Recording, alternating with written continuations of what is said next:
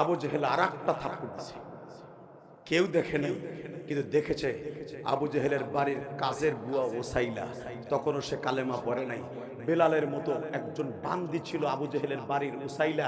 সে দূরের থেকে কাজ করতে করতে দেখে মুহাম্মাদের গালের উপরে থাপ্পড় দিয়েছে, সে কোনো প্রতিবাদ করে নাই। হালাকি আমার নবীর গায়ে, বুখারীর মধ্যে আসছে, আমার নবীর গায়ে 200 যুবকের শক্তি ছিল। আরো জোরে বলেন। আবু জেহেলকে যদি একটা সিঙ্গেল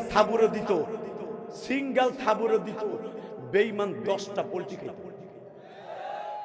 বাসানরে আমার নবী কোন প্রতিশোধ না নিয়ে আসতে করে এই পাগড়ির মাথাটাকে এইভাবে ধরে, বাবা এইভাবে বুকের মধ্যে কষ্টের পাহাড়কে চেপে রেখে যখন মুখটা চেপে ধরে বসে পড়লেন, নবী আমার ভাবলেন চাচা বুঝি আমাকে আর কিছু করবে না।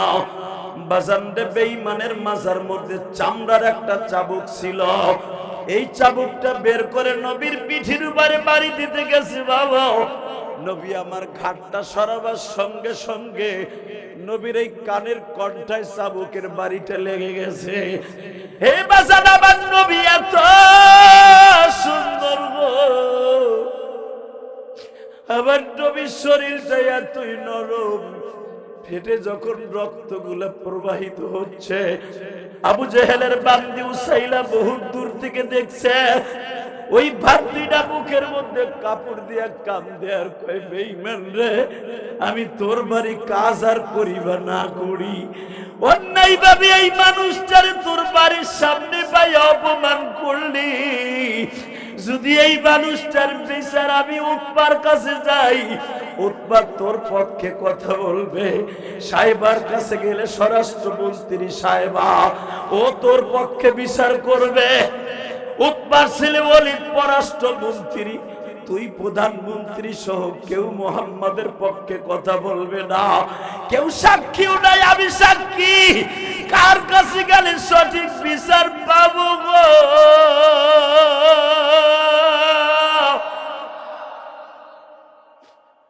কার কাছে যাবো? মুহাম্মদ তো কারো কাছে নালিশও করবে না। মুফতি জাকির হোসেন বাজারে রাতের অন্ধকারে দূরে থাপ্পড় দেয়, তার সম্মানের দিক তাকাইয়া সে কারো কাছে বলবে না। আবার তুমি তো সৃষ্ট করলে শ্রেষ্ঠ, ওই না খেলে আলা খুলুকির আউলিম।